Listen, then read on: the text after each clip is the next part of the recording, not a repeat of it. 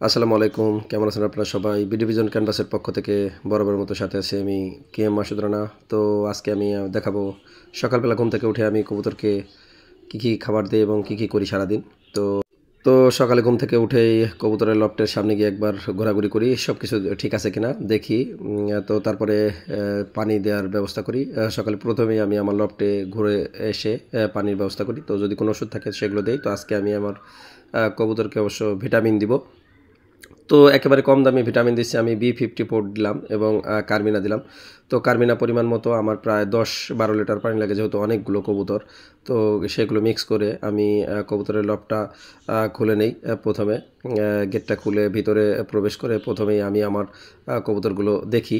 তো অনেকেই জানতে চাইছিলেন যে আসলে আমার লবটা আসলে কতটুকু, সেই লবটের যে পুরো ভিউটা সেটি একটু দেখাতে বলেছিলেন, অনেকে ইনবক্স করেছিলেন, অনেকে কমেন্টস করেছিলেন। তাদের উদ্দেশ্যে আজকে আমি আমার লফটের পুরো যে ভিউটা দেখাই। এখানে ফ্লাইং লফটের ঘর আছে, এখানে আপনার ব্রিডিং লফট আছে। ব্রিডিংয়ের ঘর হলো দুইটাই, ডাইন পাশে যেটা দেখতেছেন এই যে আম গাছের সামনে যেটা, এটাও ব্রিডিং লফট। এই যে আমার একটা ব্রিডিংয়ের লফট, যেগুলো কবুতর ছাড়া দেখতেছেন এগুলো আমার পাল্লা লাইনের ঢাকায় গিরিবাস কবুতর। তো এগুলো দিয়ে আমি এখন রেস করতেছি না, সেই কারণে এগুলো ছেড়ে পালতেছি এবং এগুলো দিয়ে কিছু পাকিস্তানি কবুতরের বেবি চেলে দিতেছি এবং ডিম চেলে দিতেছি। এই দেখেন সবাই লাইন ধরে একে একে বসে আছে।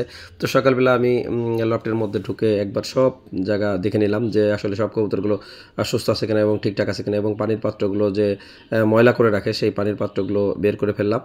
তো এরপর আমি পুরো লফটের কবুতরগুলো এক এক করে একটু দেখতেছি আসলে সব কিছু ঠিক আছে কিনা। তো এগুলো আপনারা একটু পারলে দেখে নেবেন। আর আমি পানিটা এখন চেঞ্জ করে দিব। এই যে দেখেন পানির পাত্রে পানি নিয়ে এসেছি। এবং তার আগে একটা বিষয় বলে নেই যে কবুতর সকালবেলা উঠে আপনি খাবার এবং পানি দেওয়ার সময় সবথেকে ভালো দেখতে পারবেন যে কবুতর সুস্থ আছে কিনা, ঠিক আছে কিনা। তো আমি একে একে করে সবগুলো কবুতরের যে ব্রিডিংয়ের পানির পাত্র, সেগুলো থেকে পানির পাত্রগুলো বের করে দিচ্ছি এবং পানিগুলো চেঞ্জ করে দিচ্ছি।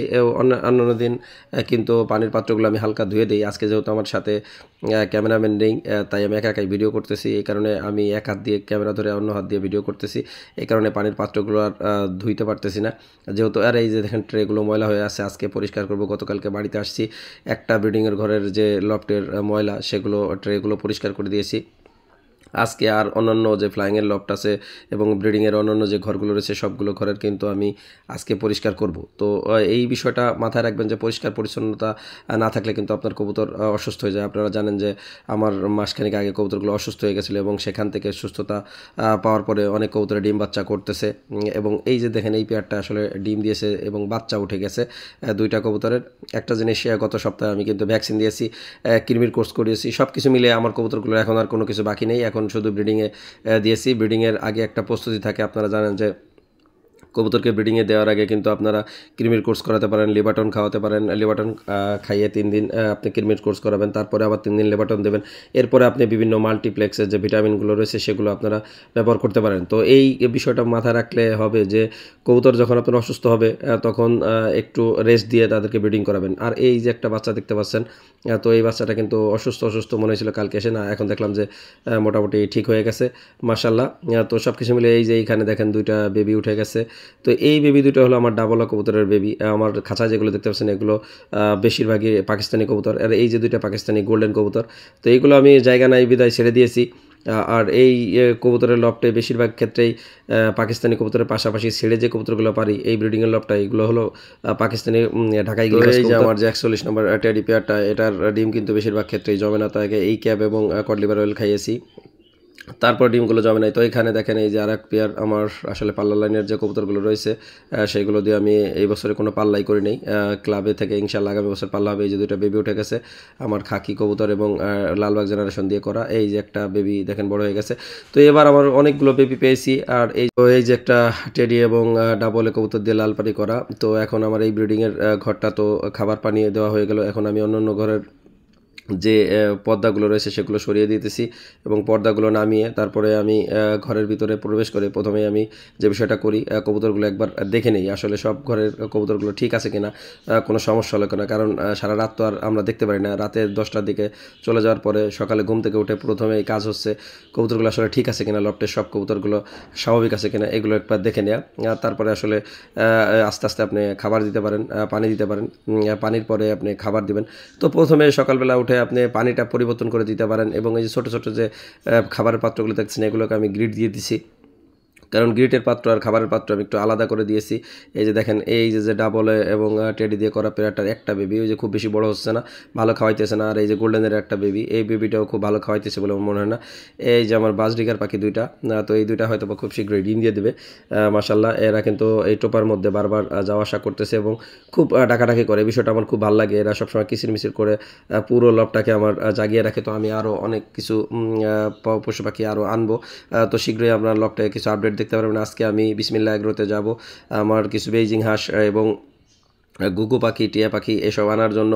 এবং সেখানে গিয়ে আরও একটা বিষয় আমি দেখব যে উনি আসলে কিভাবে খামারি করেছেন, কারণ যেহেতু উদ্যোক্তা হিসেবে বিসমিল্লাহ এগ্রোর যে সাইফুল ভাই, তিনি কিন্তু অলরেডি পুরো এলাকা জুড়ে প্রসিদ্ধ, তো আমাদের বাড়ি থেকে খুব বেশি দূরে না।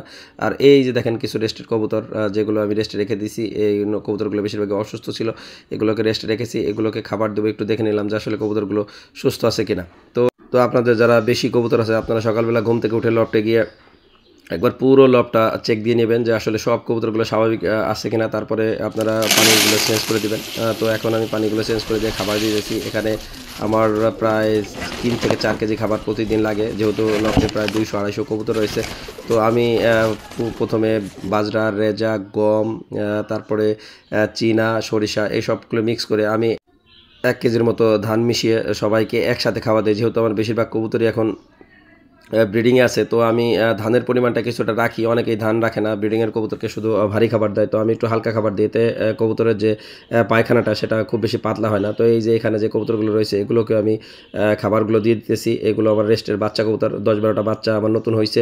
তো এগুলো হাই ফ্লাইংয়ের বাচ্চা এবং গিরিবাজের বাচ্চা সবগুলো আমি এক জায়গায় রাখছি, কারণ আমি এইগুলো দিয়ে রেস করবো এবং হাই ফ্লাইং করবো। আমি আলাদা আলাদা ট্যাগ লাগিয়ে রাখছি, যেহেতু আমার ঘরের সংকট হয়ে গেছে, অনেকগুলো কবুতর ব্রিডিংয়ে দিয়েছি। আমি এবছরে আরও 2-1টা ফ্লাইংয়ের ঘর করবো ইনশাল্লাহ খুব শীঘ্রই।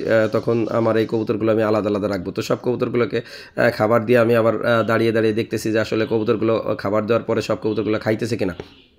তো এই বিষয়টা ইম্পর্টেন্ট, কিন্তু আপনার কবুতর সুস্থ আছে কিনা এটা আপনি অনেক সময় দেখে নাও বুঝতে পারলে যখন খাবার দেবেন তখন কিন্তু বোঝা যাবে যে কবুতরগুলো স্বাভাবিকভাবে খেতে না আসবে সেই কবুতরগুলোর আপনি একটু আলাদা করে নজর রাখবেন যে কবুতরগুলো আসলে কেন খাবার খাইতেছে না। যদি এই বিষয়টা আপনি খেয়াল করেন তাহলে কিন্তু আপনার আর সমস্যা হবে না, কারণ যে কবুতরটা অনেক সময় কবুতর নেমে ঘোরাঘুরি করবে, খাবে না, 2-1টা ঠোকর দিবে, সেসব কবুতরগুলো ধরে আপনি আলাদা করে আনেন, একটি খাঁচার মধ্যে রেখে অসুস্থ কবুতরগুলো আলাদা করে আপনি সুস্থতার জন্য খাবার খাইয়ে দেন, ওষুধ খাইয়ে দেন এবং কোয়ারেন্টাইনে রাখেন। তাকে 4-5 দিন কোয়ারেন্টাইনে রাখার পর তাদেরকে কিন্তু আপনি সুস্থ করে আবার লফটে ফেরত দিতে পারেন। তো এখানে আমি এক এক করে প্রত্যেকটা কবুতরকে খাবার দিয়ে দিতেছি এবং খাবার দেওয়ার পরে সবাইকে কিন্তু আমি একবার দেখতেছি যে আসলে এরা খাবারগুলো ঠিকমতো খাইতেছে কিনা। তো এখানে আরেকটা বিষয় বলি, আপনি কবুতর লফটে সুস্থ আছে কিনা এই বিষয়টা মাথায় রেখে যেসব কবুতরগুলো অসুস্থ সেগুলোকে কিন্তু আপনি কখনো লফটের মধ্যে রাখবেন না এবং লফট থেকে বের করে আলাদা রাখার চেষ্টা করবেন, কারণ যদি কবুতরগুলো আপনি আলাদা না রাখেন তাহলে এই কবুতরের অসুস্থতা কিন্তু একটা কবুতর হইলে পুরো কবুতর জুড়ে কিন্তু লট জুড়ে কিন্তু আপনার অসুস্থতা বাধা দিবে। তো সেক্ষেত্রে আপনি একটা বিষয় মাথায় রাখবেন যে আপনার কবুতরগুলো সুস্থ আছে কিনা, সেই বিষয়টা মাথায় রেখেই আপনি পরবর্তী স্টেপ নেবেন। আর একটা জিনিস কি, কবুতর অসুস্থ হলে আপনি কখনো ঘাবড়িয়ে যাবেন না। তো এই যে আমার গিরিবারের যে ঢাকাই গিরিবাজ কবুতরগুলো সেগুলো পাগলের মতো ছুটে ছুটে আসতেছে, আমি খাবারের পাত্রগুলো একটু পরিষ্কার করে নিয়ে একে খাবার দিয়েছি। একটা জিনিস কি, ময়লার মধ্যে খাবার দিবেন এবং খাবার পাত্রে খাবার দেওয়ার আগে একটা ঝাড়া দিয়ে নেবেন, যেহেতু এইখানের মধ্যে অনেকটা পটি করে রাখে, সেই পায়খানাগুলো সরিয়ে এবং কবুতরগুলো যে খাবার দিবেন সেই খাবারগুলো আপনি একটু ধুলোবালি মুক্ত করে খাবার দিবেন, কারণ খাবারের থেকেই বেশিরভাগ ক্ষেত্রে অসুস্থতা ছড়িয়ে যায়।